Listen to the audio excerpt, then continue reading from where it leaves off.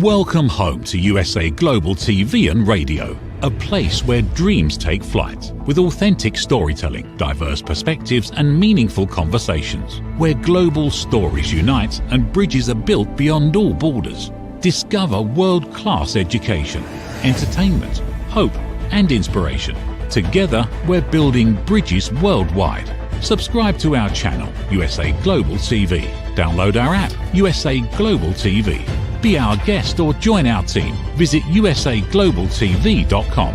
Thanks to our founder and executive producer, Dr. Jacqueline Kerbeck. Music score by Yeffy Tang from Cloud Road Music. Voiceover artist Mike Porter. Creative direction by Paul Garcia. USA Global TV and Radio. Your home for global connection. All rights reserved. This video and its contents are the exclusive property of USA Global TV and Radio. Unauthorized use, duplication or redistribution in any form is strictly prohibited.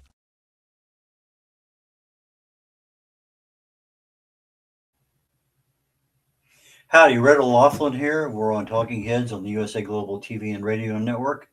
And my topic today is staying healthy as we age. So let's go ahead and just jump right into the slides. Slide one here. Okay. Staying healthy as we age. We're live streaming. This is not a podcast, although down the road there will be some podcasts that will fall off of the show. But we're on Amazon Fire, E360 TV, YouTube, quite a few channels on YouTube, Android TV, social media, and more. I'm simulcasting on a couple of my own Facebook pages. And all the programs I do here on Talking Heads are for awareness and education. My website is redolaughlin.com. It's red like the color R-E-D. O'Loughlin, no apostrophe on the website, OLAUGHLIN, redolaughlin.com. All my social media, books, blogs, videos, everything is there. So please jump in and see what's there and enjoy yourself. Who am I? Before I tell you who I am, YouTube, USA Global TV, all the shows live and archived. That's a good place to find anything you're looking for, either a new show coming out that you want to see live or just go in there and look for an old one. But all of the shows are there on YouTube. I've been involved heavily in root cause analysis in my corporate field. Did a lot of reliability analysis, failure analysis. We'd get engineers around a table and figure out how can this particular product that we're making fail? What makes best sense if it's going to fail this way? What can we do about it? And so from a failure perspective, I was in a thing called Taproot that talks about, why did it fail? Whether it's somebody's lack of training, lack of documentation, errors in documentation, missing whatever. But you go down about 7 levels of why did this fail? Okay, fine. Why did that fail? Okay. Why? And so you go down why enough. Usually they say about 7 levels. And you can figure out, okay, if I fix this, this should never occur again. And in many, many cases, that actually worked. But again, sometimes you stop too early and the root cause is still there. But I do this in my own practice nowadays as a researcher. Why? Because there's so many things that we can learn about how things go in our bodies. I've referred to this a couple times prior to today's show as we don't know what we don't know. So if I don't know something, why not do a little bit of research? So I go to the cellular level in the body. What's going on biologically? What's going on chemically? And I try to take that information and translate it so that people can make better decisions. They can talk to their doctors, their healthcare professionals, to nutritionists. They can ask intelligent questions of, okay, what about this? If I take this and this, maybe you need to talk to your pharmacist. Doctors don't always know the different prescription meds interfaces. So your pharmacist may be actually one of the best people for you to be talking to if you're on a lot of prescription meds. But I try to focus on what helps and also what makes things worse.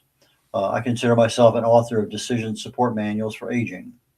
Used to be just health and wellness, but my focus is longevity, aging, and the kinds of things that I write are decision support manuals. So that's my moniker for 2026. As I said, I'm a researcher, but I've never been in the medical or pharmaceutical fields. Chemistry is my first degree. I got 5 different academic degrees, 7 professional certifications. And I primarily worked in the areas of quality engineering, reliability engineering, and logistics engineering. I retired with 31 years as a Navy captain. I flew for 16 years, naval aviator. And I was very fortunate to get to 62 countries And I did get an invitation to Vietnam and Bosnia at the beginning and end of my career. But I look primarily for cause and effect relationships because if you treat the cause, you generally might be able to solve the problem. But if you're treating symptoms, the cause is there. It's never changed. It may be getting worse. And why treat symptoms when you can treat a cause? I don't know. Anyway, been married 57 years, couple kids, three grandkids, one great grandson, and we're going to his party here in less than 2 weeks. He's 2 years old. Best-selling author, 7 books, independent publisher. I've published over 50 books for people. A distinguished Toastmaster, writer. I have over 1,000 original content articles on LinkedIn, about 1,500 on my website. And international TV host. This past year, I was ranked number 3 on the USA Global TV and Radio Network, and super proud, super happy about that one. Okay, staying healthy as we age. Again, this information is educational purposes only. 2 of the books I've written, The Joy of Ageless Health and Longevity Secrets for Healthy Aging, encompass the kinds of things that I'll be talking about today. So those would be 2 good sources for you. Disclaimer. All my shows, today's and everything I've done in the past, is all educational and informational. Does not constitute medical advice, diagnosis, or treatment. The reference compounds strictly in a research context.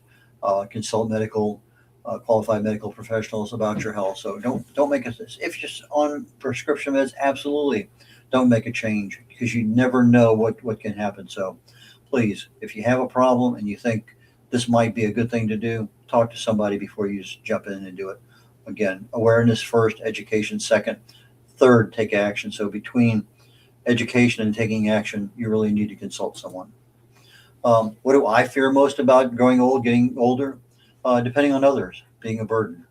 I don't want to have somebody there that's going to be changing my diaper for 5 years because I have no control. But that's my dad, his worst fear was dying. It didn't matter that other things could happen. That was his fear. Everybody has a different fear. Some people fear cognitive decline, health issues, mobility, finances. This is not a finance show, but finances is definitely a reason why we fear getting older. We don't have enough money to take care of us. Loneliness, isolation, living, 100 years ago, grandparents lived with a family. That doesn't happen anymore. You can't even get a sister and brother sometimes to live together because it's just impossible. So you end up in a facility someplace. And that's expensive, but it's also isolation. It's a lot of things. And if you're not accepting the environment you're in, it makes it even worse. But there's so many reasons why people are afraid of getting old. And most of them are well-founded. I can't argue. But we do have some real concerns: arthritis, diabetes, high blood pressure, cardiovascular disease, cataracts, something fairly easy to fix. Vision, hearing, dental issues, sometimes, and not always easy to fix, not always fixable, but always expensive, no doubt about that. Depression, mental health, dementia, so many different aspects of dementia that are in there. The cost of healthcare, bone fractures, frailty, falls, cancer, many of them, loneliness, respiratory disease, obesity, organ disease, driving at night. It may not sound like a big deal, but if you can't drive at night, that kind of limits your mobility and limits your involvement with other people, family. But those are just a few of why we have legitimate concerns about aging. So if those are your concerns, what can you do about it? Well, I don't know. Oh, we don't know what we don't know. So what do we know? We know that this is a couple years, like 2024, 2023, I can't remember which, but heart disease in the United States is roughly 20%, a little under 700,000 people died. Cancer, roughly the same percentage, just off by a couple points. Again, a little over 600,000. Accidents, 200,000, 7%. Respiratory disease, a little less, 5%, under 150. But it turns out that medical errors, misdiagnosis, wrong medicine, too late in getting the diagnosis. Medical errors account literally for 250,000 people a year dying. And it's one of those things, yes, it's preventable, but it's just not an area that we focus a lot of time on. So you got heart disease, you got cancer, and then you have medical errors. Yeah, that really sounds funny, to a degree that why would we have that many 250,000 people dying a year of just simple things that are controllable? Then you have things that maybe I have heart disease, cancer, and respiratory disease, pneumonia. So there's multiple conditions. During COVID, we learned about comorbidities, high blood pressure, obesity, et cetera, and they compound and conflict and contribute to other things. So we got a lot of contributing factors outside of just the plain, I got cancer, I got a liver disease, I got whatever. So what are some of the contributing factors? Stress, something that's in our life every day, but a lot of people fail to accept the fact they reach out and grab a hold of that stress and they just will not let go. And it's there. It's easy to address. Are we not aware of it? Yeah, I think most of us are. We just don't take the time for it. We don't think it has that big an impact on our lives. If you've been with me last several shows, we talk about how much stress affects the cellular level in the body and the kinds of diseases it can cause. It's a pretty potent contributor.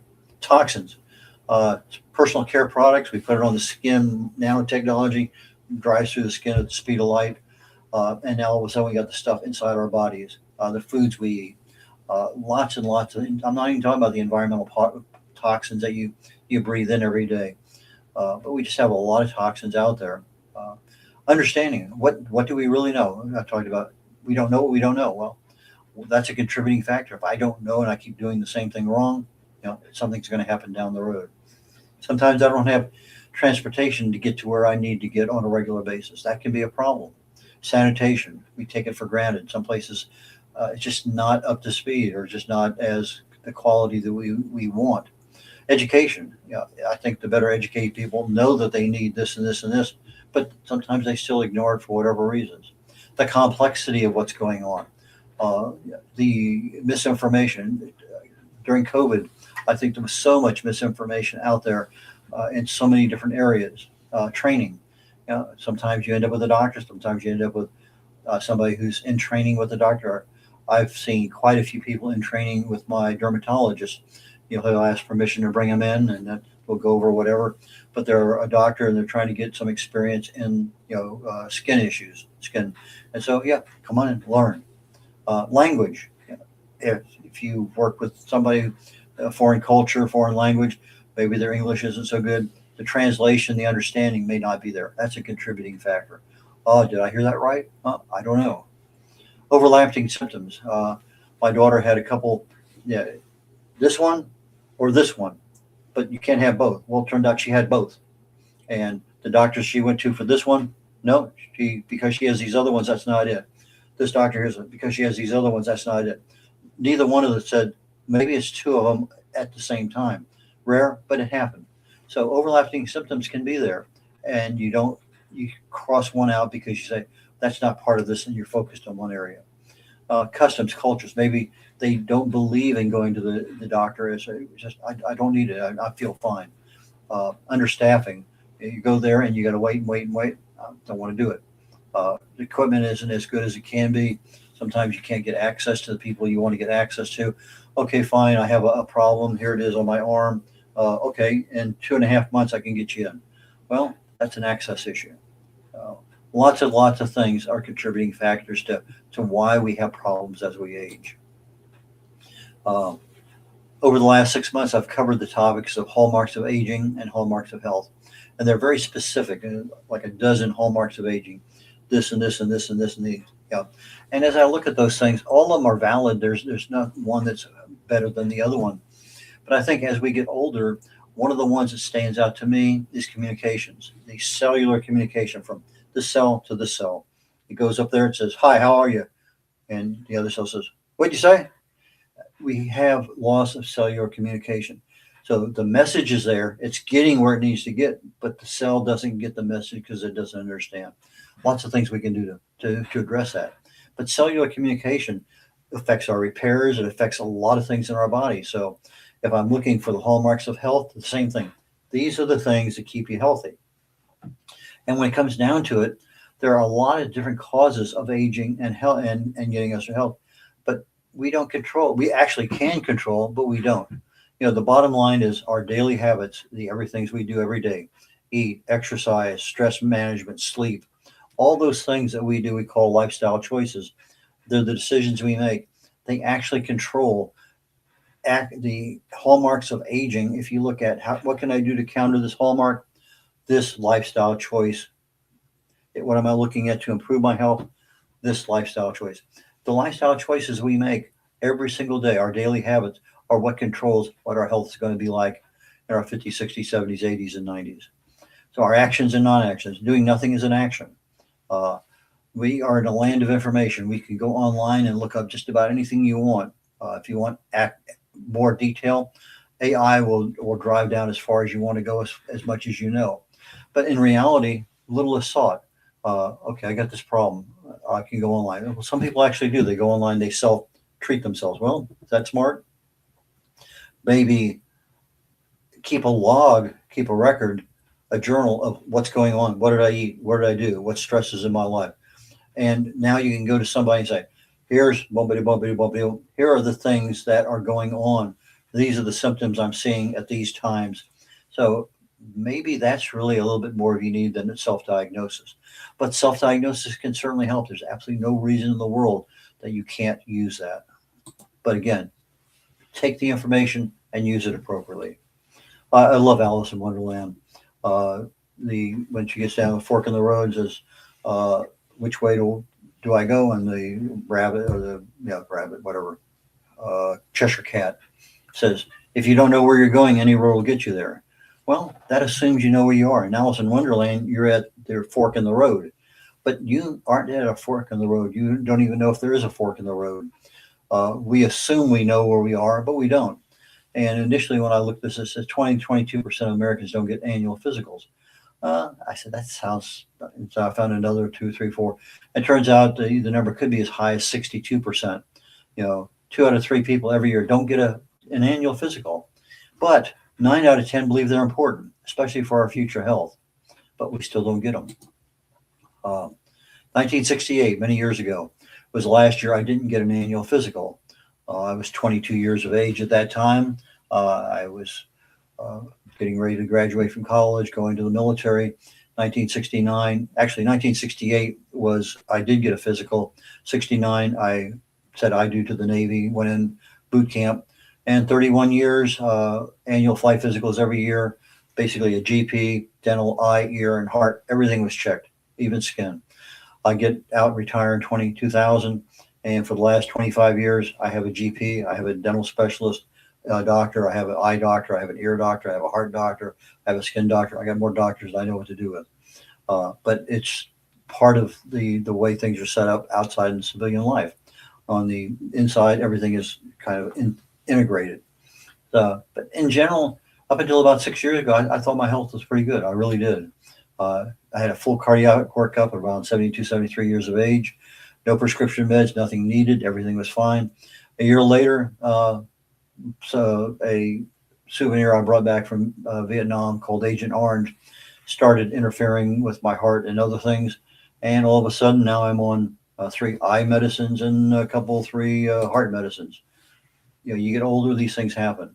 Am I working to try to get off of them? You betcha. Doing a lot of research. What can I do to get off of this one? Well, in some cases, I may not be able to, but at least I understand why I can't and what's there. It doesn't mean that next year there may not be something better that's out there that I don't know about. But I prefer the natural approach over the prescription approach any day of the week. But we wear out over time. You can start seeing it a little bit very subtly in your 30s. In your 40s, that's really a turning point, somewhere in the mid 40s. You get started really and truly start seeing rapid shifts in your metabolism.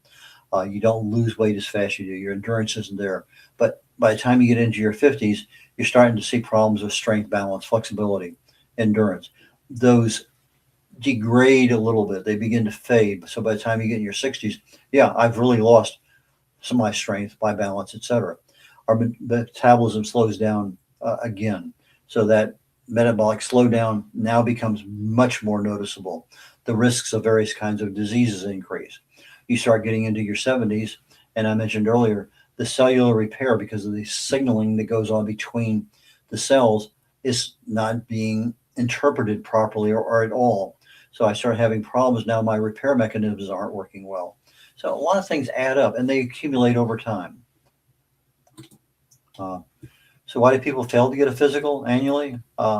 Most of the time they just feel okay, don't need it. Sometimes it's cost, sometimes I just don't have the time. Convenience, fear. They might find something I don't want them to find. Procrastination. If I had to pick one, I would get a physical every year. But procrastination, I think, is a big part of my life because there's just a lot of things I just let it go, let it go. I can get to it later. Sometimes we have other doctors and we assume because I have this doctor, they're going to know about all these other things that I don't tell them about. So there's some level of redundancy there. Cultural issues. Some just have some issues with the medical process in general. Insurance can be a big one. Lack of perceived benefit. If I'm paying this much, I'm not getting much out. Why go? Misinformation, particularly social media nowadays. Sometimes you have a negative experience. Hey, if it's negative, go to someone else. Um, Self-testing, interpretation. We have social media, we have this, we have that. I go to AI, look it up. Okay, fine. I can do this. Well, that might work, that might not work, but keep a record. At least you had something you made a decision on at a certain point in time. If it doesn't work out, now that history is there, 6 months, a year down the road, you say, hey, doc, I tried this and this and this because of that. Now you have something to say what you did, what worked, what didn't work. And sometimes, you just get old. I don't need it. I don't need it anymore. Nothing's going to, if it happens, it happens. And Lord, please take me. And those are some of the reasons people don't get an annual physical. Does a 20-year-old need an annual physical every year? Nah, probably not. However, if the family history is such, or maybe the career, maybe you're a police officer, maybe you're military, maybe you're an airline pilot, depending on what the risk in the environment you're in, maybe you do need a physical in your 20s. Baby boomers and Gen X, about 70% of them try to get an annual physical every year. It's important to them. But millennials and Gen Z, they're saying about 30% or less actually get an annual physical. However, the millennials and Gen X have a higher focus on mental health than they do on physical health. Strange. Healthcare professionals have a moral obligation to treat a problem if they're aware of it. So if you never tell me you have angina or this really bad ache in your back, they're not going to treat it because they don't know. But if they know about it, now all of a sudden they have to treat it because that's part of their profession. So I have AFib. I've had it since the 80s. I showed up on every flight physical I ever was on. Never been a problem. Still not a problem. But because I went to my cardiologist, I have AFib, I got to take a pill for it because that's their standard of care in the United States. Sometimes the standard is give a pill, sometimes it's surgery, sometimes it's something else. But they have an obligation to treat it. Now, do we have an obligation to take the pills? We should. It's for our own health. But some people don't. It's just that's their mindset. But you lived with something for years. It's not a problem. I've lived it forever. Well, what about those people that all of a sudden they go to the doctor and find out they have a tumor inside their stomach the size of a baseball? Well, I've lived with it for decades, but finally it takes literally decades to go from cells to something you can actually measure if you had the equipment and you knew where to look, to something that's growing and could be found if there was some symptom indicating it. But we go years later, now it's getting to be a pretty good size alien structure inside your body. And then all of a sudden now it starts to create a problem. And then they said, well, if you come to us last year, we could have handled this, but you have 6 months to live. Well, you've lived with it for decades. Now you're not going to live with it for another year. It's part of our aging. It's our mindset. It's our mentality. But once your doctor knows, change is on the way. You can go from 0 or a couple of meds a day to a dozen or more. It just seems to blossom. And that's the problem when you start having a lot of meds. They interact with each other, and that's not always well known what interacts with what else. And sometimes the food choices you have can interact with the meds. There's just a lot of things that interact. And when you start taking multiple meds, now you have the risk of higher problems. We've talked about aging issues. Well, I've mentioned before, aging and health is tied to our lifestyle choices. 60% of our health, the quality of our life, is tied to lifestyle choices, according to World Health Organization. Our our behaviors account for about almost half of the aging issues we have. The environment we live in, about 20%. So and these things overlap a lot because, just because it's a lifestyle choice or behavior or an environment or genetics, all of them have some level of overlap. They're saying 30% to genetics and medical care. But when you start looking at genetics, in reality, about 5% of the people really have a genetic problem they could be predisposed to. But epigenetically, due to your lifestyle choices, the switches can be turned on or off depending on the lifestyle choice actions that you take. 75% of longevity is tied to environmental lifestyle choices and genes.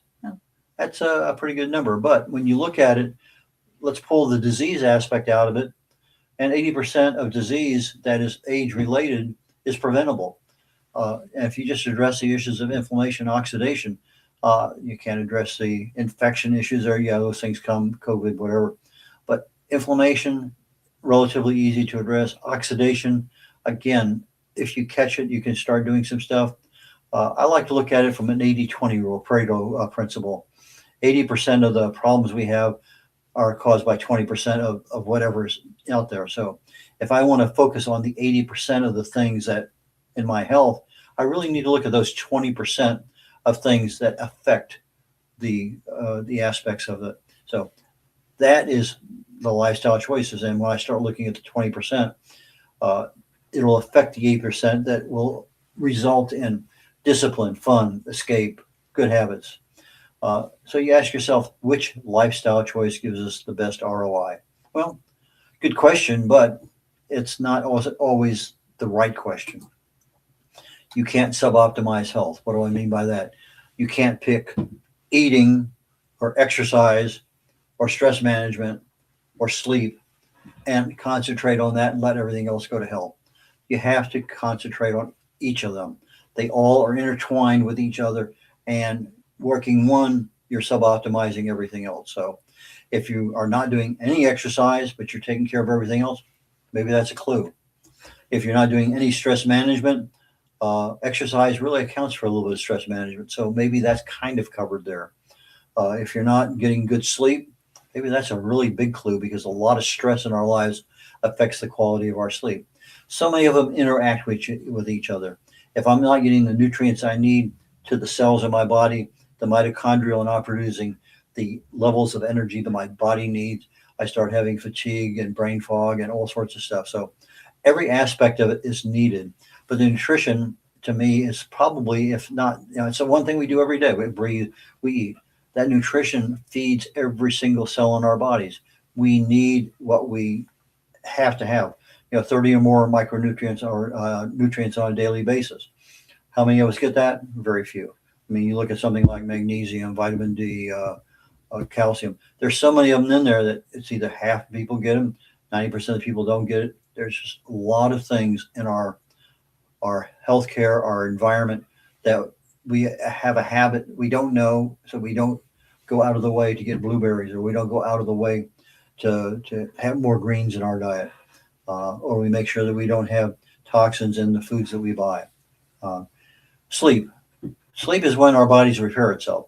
So if you're not getting good sleep and you don't have enough sulfur-laden products that help that repair mechanism in the body, that becomes a problem. I'm not getting the repairs my body needs. Stress management causes so many different diseases in the body, or exacerbates them. And so stress management can be something, and you're doing your breathing exercises. You do 5 minutes now, a couple hours later, do 5 minutes, set your egg timer. You're working on the computer, goes off in an hour. Get up, walk around, get away from the blue light on your computer, the focus that you're doing, clear your mind. Stress management has a lot of things. You're driving home, get stressed out even more. So take time and do something. YouTube, probably one of the best places to go. I like EFT, emotional freedom techniques. I think that's one of the best ways to do stress management. But breathing works very, very well. Do things that help, not hinder our immune system. So many things will challenge our immune system. So do the things that help. Don't do the things that don't help. That's a pretty good way of putting it. Hygiene, critical. Inactivity, no physical exercise is kind of a slow rock moving downhill. You're not going to see anything for a while, and all of a sudden you're going to see, I just don't have the strength, I don't have the endurance, and then pretty soon the muscles are going to be hanging off your arms, your neck, everywhere else.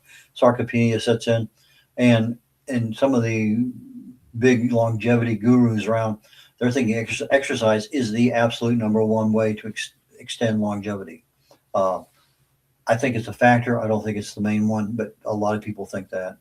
Vaccines, well, we know from COVID that not all vaccines are created equal, and a lot of problems there getting something out immediately within a couple of years. Doctor's visits, I think they're absolutely critical. If you don't know where you are, where are you going? In order to get to where you're going, you have to know where you are. So even if it's every 2 years you get a physical, do it. You can go in sometimes to get a welfare check. You can go down to a local lab and have some tests run. When I go to the doctors, they have a standard set there. I always add C-reactive protein, homocysteine, vitamin D. I add extra tests. I can go to the lab and have them do the same thing. So to me, those are more important tests to me than some of the other ones. Inflammation in the body, that's a low-level cellular problem. If you have low-level cellular inflammation chronically, it's going to create health issues down the road. I see reactive protein will give you a good total body assessment. Most of the time, mine is unmeasurable. It's down at 0.1, 0.2 range that you have to go to a highly sensitive CRP test to get down to well under 1%. Poor diet, that's a hard habit to break. Even harder to break a habit is drugs, alcohol, smoking. Avoiding high risk people or places you're at. Education, awareness, that's one of the things that this show is based on. We don't know what we don't know. So therefore, let's go out and learn a little bit. Get a credible mentor. So many books out there. People don't like to read. Okay, you have audiobooks. You have the internet. You have YouTube. You have AI. I think YouTube is probably one of the absolute best things out there. But I'm actually seeing a lot of super good information on Instagram nowadays. It's amazing to me. I'm learning almost as much. I'm learning some really interesting things on Instagram that I would never find even with a decent search in some other areas. So that's the direction I'm seeing things move. What can you do? Change. One of the things through your subconscious mind is lower your expectations. Why? Well, your expectations kind of set your happiness. If your expectations are here and they're never met, you're going to be an unhappy camper. There's no doubt about it. If your expectations are here and you're constantly exceeding your expectations, you're a happy camper, and you're probably going to accept things a lot easier. So that's helping the mindset. You're helping your subconscious mind make better decisions in what you're doing. But make them incrementally. You're not going to make a big change. I'm going to stop smoking today. Well, that doesn't happen for most people. I'm going to stop drinking alcohol for the rest of my life, not going anywhere, not doing anything, not relying on anybody else's help. That might happen, but cold turkey is not the way to stop a lot of things. So do things incrementally. I always suggest people start with a salad plate. Keep your other plates in the cabinet and just fill up the salad plate. That's it. That's all you get. By about halfway through a plate, most people have a chemical message going back and forth between the brain and the stomach saying, well, that's enough. I don't need any more. But it comes and goes right past us. So portion control, I think, is a big one, easy to do. Time control. Do you have to eat 3 times a day? It's a hard one to break. Extremely hard. But if you can get past that morning dehydration issue and the habit of having breakfast, whether you need it or not, lots of things are in there. But consider intermittent fasting, consider extended fasting. And the best possible health thing that can happen is the fact that a body has a process called autophagy. And autophagy is a system where the body goes in cell by cell, cleans out all the debris, all the trash, all the garbage, takes out the items that can be recycled, fixes them, and puts them back into the cell. So now you have a good clean cell with all new operating equipment, and it's doing its job. But if you never fast more than about 18 hours, that system really never gets started. It really starts at about 18 hours and is about 100%, 70, 72, 75 hours. So if you want to do an extended fast once a month, I've been doing that for years and years. It's one of those things that will help you keep your body fully functional because you're improving your immune system, which literally reboots itself every 72 hours during a long extended fast. Your gut microbiome, feed it the things properly it needs. 80% of your gut is your immune system. And so that's super critical if you're going to keep an immune system that's on guard all day long. You want it to be working well. What systems in your body protects you as you age? Well, autophagy is one, your immune system is the other. Go to YouTube. Lots of things you can find on immune system improvement. Lots of things you can find on reverse aging, on autophagy, on your gut-brain connection. What helps the gut helps the brain. What hurts the gut hurts the brain. So your gut is your second brain. Well, your calf, your leg muscle, your calf is your second heart. That calf, when it's working, you're walking, you're exercising, that's pushing blood back up to the heart. So you want to make sure you have a good calf muscle, something that's really and truly helping you function in a better mental, because you're getting blood going through a better physical condition. Longevity. I mean, just so many different things are on YouTube. So take a look at several of them. Pick the ones you think you can do. Pick the ones you like to do. Living long might happen. Yeah, it's possible. You plan on living to, my grandpa lived to 49. My dad lived to 52. That's not true. I'm just picking that as an example. But the same thing of it, my grandfather lived to 99. My dad lived to 91. So, but in reality, you might say, I'm going to make it to 77, 78. That's our lifespan nowadays. But I could live to 95 or 98. And you have to be prepared for it. Our genes have a factor, but epigenetics cancels that. Our lifestyle choices can turn on or off the gene switches in our bodies. Everyone's different. What works for one may not work for another, may actually work better for another. But I've told you how many, keep a record, discuss it with a professional. Prescriptions have side effects, know what they are. Got those little pieces of paper in there. Most people throw them out. I read them. I want to know what's contraindicated. I want to know what can I expect. If you have something, all of a sudden you take a pill and I'm not feeling good for a couple, 3 days. Is that a side effect or is that something else? Maybe it's a side effect of reacting with something I'm eating. So if you know them, you can go to your doctor and say, hey, doc, this isn't working. This is the reason why. Get a new prescription. Habits, our daily habits, the things we do every single day, control our long-term health and our vitality. If you don't want somebody changing your diaper for the last 3, 4, 5, 6 years of your life, you want to make sure the habits that you're doing today are going to support that long-term vitality and health that you need. You can control your daily habits just incrementally to start. Something easy to do, something easy not to do. But incrementally do something. If it's just changing the size of the plate, do that for a month, 2 months. That becomes a daily habit. Change something else, just one thing at a time. Make informed decisions and then take effective actions. If you need to talk to a professional, do not ignore them. Go down and talk. We have a standard of care in the United States. Lots of options are available. Technology changes all the time.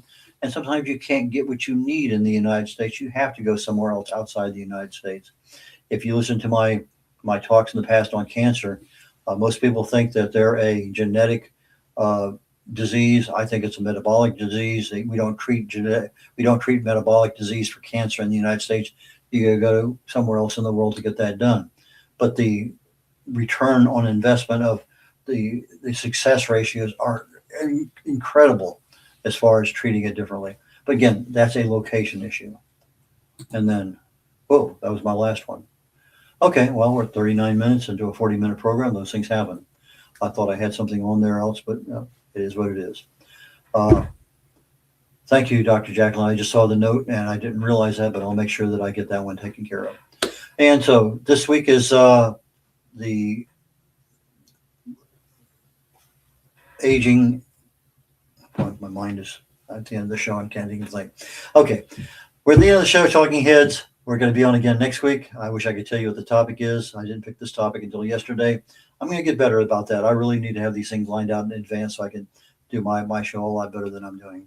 So I'm going to say, you all take care, have fun, enjoy life, be safe, and take really good care. Learn what you don't know. Take care now. Bye. Thank you, viewers and listeners of USA Global TV and Radio, for joining us today. We're honoured to have your time and attention as part of our global community. At USA Global TV and Radio, we believe in the power of authentic conversations, meaningful connections, and creating a world of possibilities together. Want to be part of something bigger? Join our team of elevated listeners at usaglobaltv.com, a space where your voice matters and your ability to listen transforms relationships. Stay connected with us across all our platforms for thought-provoking discussions, expert insights, and empowering stories. Subscribe to our channels at youtube.com/c/USA Global TV. Follow us on social media and explore the endless opportunities we're creating for growth, learning, and inspiration. Together, we're not just broadcasting, we're building bridges and changing lives one conversation at a time. For inquiries, contact us at info@usaglobaltv.com. Music by Johnny Dyes. Produced by Executive Producer and Director Dr. Jacqueline Kerbeck. Voiceover by Mike Porter. Creative direction by Paul Garcia. All rights reserved. Copyright 2025. Visit usaglobaltv.com to view our full terms and conditions.